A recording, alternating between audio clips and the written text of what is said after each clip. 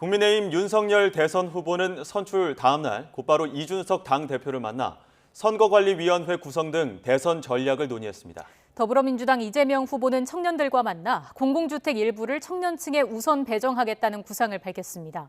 이재명 후보가 화두로 던진 전국민 재난지원금을 놓고는 여당과 정부 사이에 긴장감이 돌고 있습니다. 국회 취재기자 연결합니다. 조성호 기자. 네, 국회입니다. 네, 윤석열 후보, 이준석 대표와의 회동에서 어떤 이야기를 주고받았는지 자세히 정리해 주시죠. 네, 윤석열 후보와 이준석 대표는 서울 마포에 있는 카페에서 만났습니다. 국민의힘 대선 후보로 선출된 이튿날 바로 이 대표와 만나 선거대책위원회 구성을 비롯한 선거 전략을 논의했는데요. 이 대표는 4명이 마음을 모은다는 회동 장소 이름, 사심 가득의 의미를 설명하면서 경선 후보들과 화합을 주문했고 윤 후보도 함께 모여 식사했으면 맞았겠다며 화답했습니다. 이 대표는 회동을 마친 뒤 기자들에게 이번 달 안에 선대위를 구성하도록 추진하겠다고 밝히면서 비단 주머니를 20개 정도 준비해 공개했다고 말했습니다. 윤 후보도 이 대표를 비롯해 당을 중심으로 본선을 차분하게 준비하겠다고 말했습니다. 윤 후보의 발언입니다. 본선을 대비한 준비를 아주 꼼꼼하게 해오신 걸 보고 저도 아주 많이 좀 놀랬고 그리고 자신감이 많이 생겼습니다. 윤 후보는 오늘 아침에는 첫 공식 일정으로 송파구 가락시장을 방문했습니다. 통상적으로 대선 후보들이 국립현충원 참배로 일정을 시작하는 것과는 다른 행보입니다. 일정을 마친 뒤 기자들과 만난 자리에서 이곳에서 파는 채소와 청과 축산물, 수산물은 시민들이 소비하는 것이기 때문에 민생과 밀접한 곳이라 찾게 됐다고 말했습니다. 오후에는 올림픽공원에서 열리는 대한민국 청년의 날 행사에 참석했습니다. 국민의힘 게시판에는 경선에서 홍준표 의원 지지세가 강했던 2030 당원들이 후보 선출 결과에 불만을 터뜨리면서 탈당했거나 탈당하겠다는 글이 잇따르고 있는데요. 청년들의 지지를 회복하는 게 윤 후보에게는 경선 이후 과제로 남아 있습니다. 네, 이재명 후보도 청년층 공략으로 주말 일정 시작하지 않았습니까? 네, 더불어민주당 이재명 대선 후보는 청년 공유주택 장안 생활을 찾아 청년들과 간담회를 가졌습니다. 대규모 공공주택 공급 계획을 설명하면서 취약계층인 청년에게 일부를 우선 배정할 계획을 밝혔는데요. 먼저 직접 들어보시죠.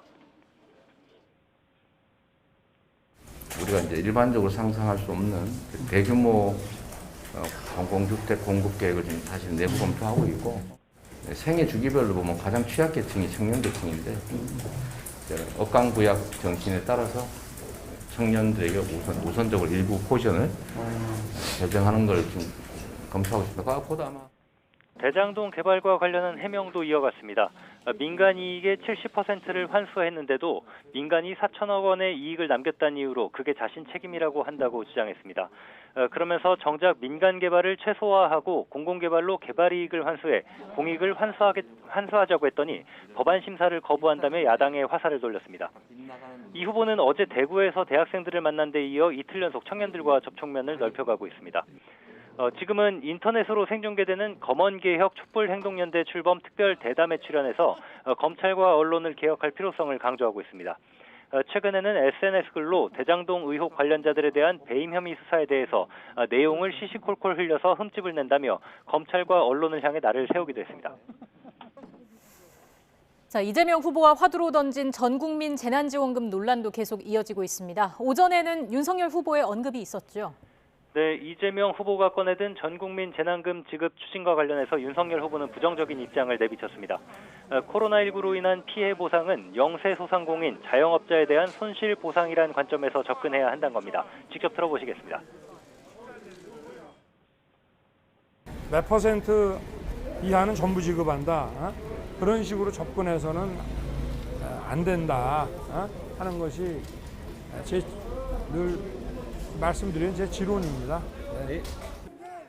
국민의힘은 이 후보의 지원금 지급 주장을 정부가 검토하는 것 자체가 선거 중립 위반이 될 수 있다며 중앙선거관리위원회에 선거법 위반 여부를 묻기로 했습니다.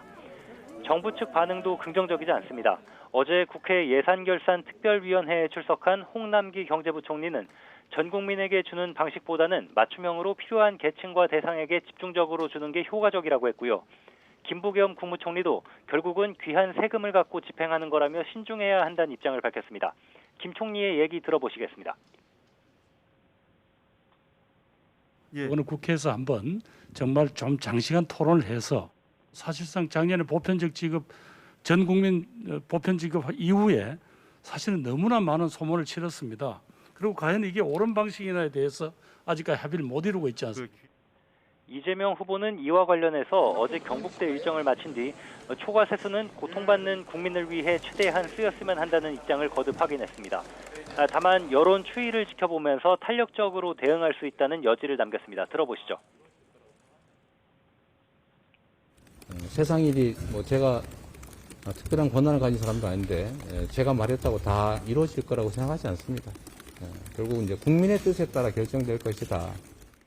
연말 예산 정국에 본격 돌입하면서 재난지원금을 둘러싼 여야 정치권 갈등뿐 아니라 여당과 정부까지 충돌하는 것 아니냐는 관측도 나옵니다.